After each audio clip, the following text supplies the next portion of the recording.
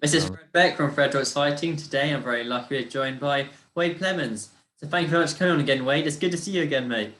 it's good to see you, brother. How you been? Yeah, I've been all right. So we last spoke, I think it was in April, and you're on 40K subs. Last time I checked, and this morning, now you're on 111,000 subscribers. Now that's a lot. How Yeah, does that feel? yeah, yeah. Well, listen, man, it's great. I'm just I say this in my comment section. I say it on Twitter. I say it everywhere. I'm blessed with probably the best community on the platform. No disrespect to the Fred community. You know what I'm saying? You guys are awesome too, but I truly believe I got the best community on the platform. The people that have put me in a position where I am now, I can never be grateful enough. And you always reply to, I was checking your comments. You reply to most of the comments. You get Yeah, thousands, so it's hard to reply to all of them. And you reply yeah. on Twitter as well. One thing I want to ask you about is, I remember watching a video you made from when it was like a celebration video where you were saying, "Oh, thanks so much for 100,000 subscribers." And then at Yep. the end of that video, you kind of gave us a teaser of you stepping in the ring in a box. Oh man, I knew I was What can gonna you get tell us asked about about this that? at some point. I would like to get in and you know what, Fred, I'll give a little behind the scenes to you guys here, man. The dream would be to commentate and fight on the same card. How about that? Yeah, no one's ever done that before. That's what I'm saying, man. We gotta make sure. I mean, Wade concept, we're always innovating, making sure we do new things. So I think that would be the goal. Yes, I would like to get in and scrap a bit. So, do you have any opponents in mind you'd like to face? That's the thing, man. I really don't. That would be something for the people to decide. You know what I mean? Right now, it's just a brand new thing in my head, and obviously, I'm looking at some other people, some names that might correlate. But as far as like size wise, I think a lot of people get confused on how like what my size actually is. I think people actually think I'm like a 5'7", like smaller guy, and I'm not. Right? I'm around 6'3", 200 pounds. So size wise, there's a couple of names out there, but we'll see. We'll see what happens. It's going to be a fun experience going through it. But like I said, I got to be commentating on the same card. Just put me on later. So if I lose, you know what I'm saying? I don't want to have to go back to commentary with all these bruises on my face and being knocked out cold. I don't want that, man. Yeah, you don't want that at all. I also saw on your channel you did the first ever interview because normally you do the interviews. Well, you didn't interview, sorry. You did the videos. I took a page out of your book, man. I was like, man, Fred's doing all these interviews. I gotta, you know what I'm saying? I gotta keep up with him. So yeah, first one, first one. Yeah, I'd watched it, but it was quite good. You did interview Appreciate it. Care, who the person who's helped train KSI in Eastern Mhm. Kit, Leon Wills. How did you do with the interview? Because I do my interviews on Zoom, but you kind of have that split screen. What did you record it on? Yeah. So what we did was we did a Zoom call. I think if I remember correctly, it was either a Zoom call or a Google Meets or something. But I had Leon record his own audio and video.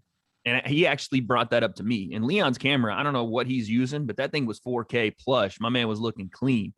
So he brought that up to me. He said, "Hey, I'll record my own audio and video."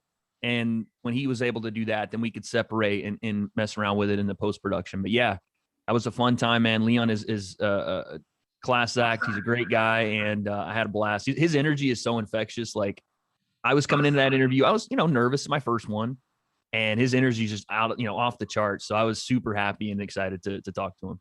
Yeah, it does give you a real boost. Like when you have good energy, like when I'm interviewing someone who's got good energy, it kind of amps the interview up, Of makes course, it easier. yeah, When you have someone who's like doesn't speak very much, it always makes it a bit more difficult. When a person speaks and they're always like excited to talk to you, then it's always good.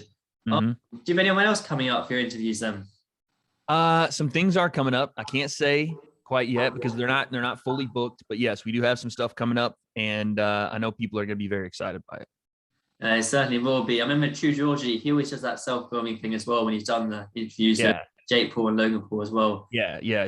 A lot of the style that we do is I mean, True Jordy has the best production on YouTube. Like outside of the top level KSI Logan, for what he does for commentary, for breakdown, for live stream, the guy's got the best production on YouTube, like hands down. So on top of the fact that he's one of the people that I've idolized as far as like my YouTube and how to get started, he is the gold standard for what you look for. So if you can get any kind of comparison to him, then I'll take it. He always turns. I always love watching his fight videos through Georgie. But the thing is, he always turns the comments off, and I know that he does. He will get a bit of hate because everyone. Yeah. Does. But when I look at the comments, I remember when he did because the main two sport companies who like film with sport, Sky Sports and BT Sport. You might have heard of them. They're two big UK broadcasters. And we did this thing for BG Sport for UFC with Adam Catterall, I think it was Nick Peaty, Darren Till. And I was just looking like the first 10 comments, and they're all saying like really nice things about him. I think you must get kind of sucked into it then. Because He people was nasty on that interview. He was I mean, in a room with Darren Till, Mike Bisping, and other guys, he was spot on about the Conor fight. Jordy was the most spot on as to what was going to happen and why it was going to happen. So, and I do understand too why Jordy turns off some of his comments. The guy gets ridiculous hate sometimes for no reason, just because he has an opinion. That's what my channel is based off of. Now, my channel is a little bit more on the other side of, like, he has a personal relationship with the Paul brothers and those guys. So I understand, like, people don't like that to a certain degree, but he's going to be himself, and he's always been that guy. So if you don't like it, bounce. Like, I'm the same way in my community. I'm going to go back and forth with you, though. That's the problem. I'll sit there in the comments and go right back with you. Yeah, you don't like it, don't watch it. I love watching True George's videos. Yeah, that's why I do interviews, interviewing True Georgie. That's kind of the aim. Yeah, so let's talk about what's going on your channel. One person you always kind of review, react to is Jake Paul. And I remember there's two main people on Twitter that kind of report on fights. You might have heard them, they're quite big in the boxing world. Mike Hoppinger, Michael Benson. And they both, also the day before it was announced that he'll be fighting Tyron Woodley. And I have to say, I'm quite impressed with him fighting Tyron Woodley, because that's the kind of 50-50 matchup the public kind of split on. I agree. I agree. I think he's this is a big fight for him. This is a huge fight. And you got to give credit where it's due, man. Jake's putting literally everything on the line. Big boy balls on the table. Like, he's sacking up. I mean, excuse my language, but he absolutely is. He's coming into this thing. And again, Tyron Woodley is not a pushover. He's not necessarily the greatest boxer in the world, but he is a dangerous striker, right? He is a dangerous right hand. So yeah, I give Jake all the credit in the world. I gave Jake all the credit in the world for beating Ben Askren. I kind of had to after I picked Ben. But yeah, no, I think Jake is doing exactly what he should be doing. For everybody that says, oh, he should be fighting a Canelo, Canelo style boxer or a Canelo level boxer, that's crazy. But the progression naturally is going to lead him to bigger boxers should he win. And obviously the Tommy Fury fight is something that's been thrown out there. So I got to give Jake all the credit, man. I might not like the guy. And as a matter of fact, no, I don't like the guy, but doesn't matter. When it comes to what he's doing in the ring and how he's progressing, all the credit in the world. I mean, it is quite impressive. Tyron Woodley, I know he's 40 years old, but he's still one of the most dominant welterweight champions. He can absolutely crack, man. Yeah, so while I was listening to what Joe Rogan was kind of having to say about it, and they were saying that kind of the difference between MMA striking, because Jake Paul, his sparring partner is actually fighting Tommy Fury. MMA fighters, they kind of box a little bit different, because a fake a takedown and then throw the overhand right. I think that's how much Tyron Woodley might have beaten. That's how George St. Pierre beat Michael Bisping, did that same thing. Or they might fake a leg kick and then do the boxing after that. They have to back off the boxing, But this time, they'll just have to, it's all boxing. You can't do anything. It's not kickboxing. It's not wrestling. It's all boxing. So who do you have coming out on top in this fight then, Wade?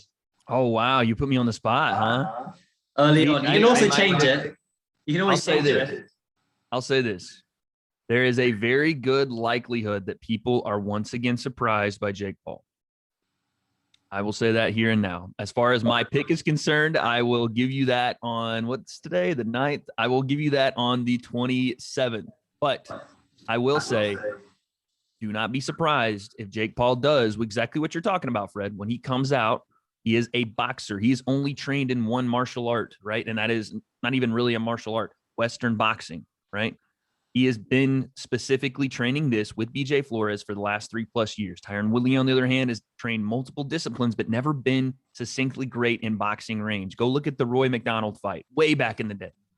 Go look at the Stephen Wonderboy Thompson fight, where Tyron had success, like you said, was off a big flurry forward, right? The Tyron Woodley Furies or flurries are the catalyst of him knocking fools dead or him off the back foot and exchanging the right hand. It's never been his strength to sit there in boxing range and throw combinations and slip off the center and get guys down, right? It's never been the way he's fought. So it's going to be interesting when you take away a lot of the tools that have made him successful. The threat of the takedown, the ability to flurry forward where guys are worried about, is he going to take me down? Is he going to try to leg kick me? What's he going to do while he's running at me? While Jake has seen that. He's seen it with Nate Robinson. He saw Gibb try to, crab walk his way into range. He's seen Ben chase him around the ring. He knows that guys are going to come forward on him and he can fight backward. So, and again, this isn't discounting that Tyron Woodley has an ability to knock fools dead. And people forget about Tyron Woodley's left hand. His right hand is big and it's massive, but he's put fools down with his left too. So close fight. Do not be surprised if Jake Paul shocks the world again. I mean, I know no one really gave him much credit on the Nate Robinson, but he not him coming out. I mean, Nate Robinson, he just sprinted forward the whole time with his hands. It's tough to deal with. Like, yes, Jake should have knocked him out. Nate Robinson should have never been anywhere near a boxing ring, should never even try to spell the word boxing. Like, no. But I will say, and there's something to be said for guys that are worse than you logically think a boxer should be. It's tough to deal with because it's not normal. You're not used to the way they move. You're not used to someone just sprinting at you with their head down and just running into the floor continuously. It throws your timing off. It throws your rhythm off. The distance isn't the same. So yeah, Jake handled it like a pro, and Nate got dropped 3 or 4 times in that fight. So yeah. I mean, sometimes I've always found in boxing as well, sometimes the awkward fighters and more tricky fighters, they knock him out on the back foot, was quite impressive. So we move on to one person that Jake Paul's been calling out quite a few times, Conor McGregor. I stayed up all night here in the UK. I don't normally stay up for fights. I normally wake up at 4 a.m., 3:30. I always tell my mum it's 5 o'clock, but it's actually 4 a.m. She'll get annoyed. But I was staying at my mate's house, Pedro. Thank God he bought a pay-per-view, so I had to buy it this time. But there you go. So I normally buy it. Yeah, and I was joking. Oh, imagine they get stopped with an eye poke. Remember Leon Edwards fight against Bilal Muhammad, that got stopped with an eye poke. Oh, imagine something happens with his knee, and something did happen. His leg broke, and now he's got a metal shin bone or something in it. And I was speaking to John Morgan, who works at MMA Junkies, the guy who always asks the first question in the press conference, and he was saying, "Do you think that kind of metal shin bone, do you think it's going to give him any advantages or disadvantages?" Because he was saying that it might weigh more, which means Conor might have to cut more weight, which I've always found quite interesting. That's an interesting question. Would a metal rod in his leg give him an advantage, or would it make him cut more weight? I mean, listen, it's Conor's what? It's his back foot. It's his dominant left foot, right? The one that he presses off of with the big left hand. As far as it giving him an advantage, I can only see it in maybe just being able to handle more dense, like, contusion off the kick. I don't think he's going to have some kind of like Dragon Ball Z power boost because of it, right? But I would say, I mean, listen, anytime you put anything artificial into your body surgically, it's a long recovery. Mentally, it's you're like, do you trust it? Do you trust that artificial bone, right? Or that metal rod that's going to be as stable as your entire like natural body? But I would say that Conor has more things to worry about than is he going to be better or worse with a metal rod. I think he needs to really go back and focus on either what it is that he's doing now, if he really wants to keep fighting. And if so, what do we change in camp? Because Conor's not worse. Conor is not worse than he was. It's just that everybody else is better. Like the game has caught up to the guys of the 2016 era, right? So how does Conor McGregor take on some of these young killers like an Islam Makhachev? Is his metal rod going to stop Islam from picking him up and throwing him on his head? No. You got to find a way to get better either with your grappling defense, your striking moving forward. The left hand is just not going to do it anymore. And like I said, Conor's not worse. I was impressed by his strategy, right? I love the teep kicks to start the fight. I love all that stuff. He's not worse, but you're starting to see the field catch up, and he has to either lock himself away and do the same, or maybe rethink this MMA journey. I mean, a lot of people are saying, "Oh yeah, he's not motivated." He kind of came out all guns blazing in that first round. I was gonna say he was Conor, man. He was Conor of old. He was the same guy. It wasn't a lack of motivation. It wasn't a lack of skill. It was, I mean, a freak accident, yeah. But at the same time, Dustin started to move forward on him. You know, he started to he's like, all right, you want to trade left hands? Let's trade. And Dustin landed. Conor landed as well, but Dustin was starting to overwhelm him on the ground again. So yeah, I don't think it was a lack of motivation, lack of training, lack of any of that. It's just you have to chalk up when the game gets better. You either move with it or you get left behind. It's just one of those things. Yeah, that's a very good point there. Just one more thing about that. If that fight had gone into the second round, do you think Dustin would have finished him, or do you think Conor would still have a chance? If the ankle wasn't. I mean, listen, anytime Conor's in a fight, he has a chance, right? If you go back and watch the first round, Conor does land a flush straight left hand off the back foot, and it clips Dustin on the chin. Dustin admitted it. It happened again. Conor's always dangerous. right? He's always dangerous. And in that second round, he would have been dangerous for the amount of time that he was comfortable, I would say, because Dustin understands where Conor's comfortable now, right? You see a guy 3 times, it's almost like and this is an American reference. You watch a pitcher 3 times against a batter.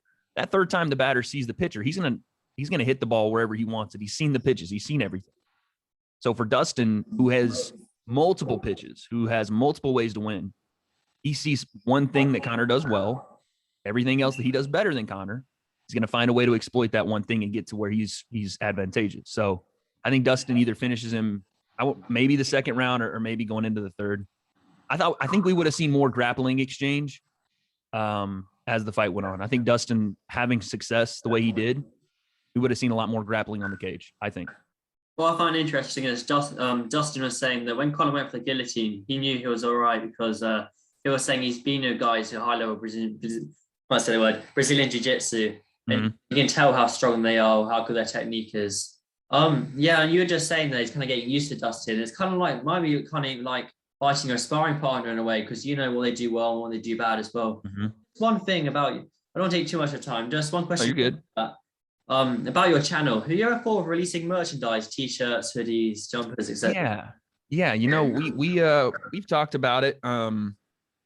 People have asked about it. So Wade Concept community. Not quite yet, but yeah, I have an idea. I have a lot of ideas, but I have an idea of when we want to get to that. And it's a little bit down the road, but yeah, absolutely. I think that's something that people would enjoy. It wouldn't just be clothing, merchandise. It wouldn't just be Wade Concept hand wraps. You do hand wraps. See, now you're talking, Fred. We would do some hand wraps. That would be dope. I would love to get like some kits. I would love to get anything that we could find that we could really utilize that wouldn't necessarily be just ridiculous and no one would use, but something that the community could get some, enjoyment out of, something they would use, like hand wraps, and then obviously the other clothing stuff. Yeah, that's definitely coming on the way, but I would say a little bit down the road. We're not quite there yet. I mean, when you got your 100,000 subscribers, you're definitely going to make some sales on that. That's awesome. All right. I appreciate it, man. Obviously, I'll put your channel link in the description. I'm pretty sure everyone watching this will already be subscribed to you, but where can people find you on Instagram and Twitter? Okay, so my Twitter and Instagram are the same. It is at Wade Plem. W.A.D.E. P-L-E-M. Awesome. I'll put the Instagram and Twitter in the description as well. All right, Wade. Thanks so much for your time today, man. That's awesome. Appreciate it. Hey, man, subscribe to Fred Talks Fighting. What are y'all doing, man? Subscribe to this dude. Yeah, road to 2,000, man. Road to 2,000. Yes, sir. Yes, sir.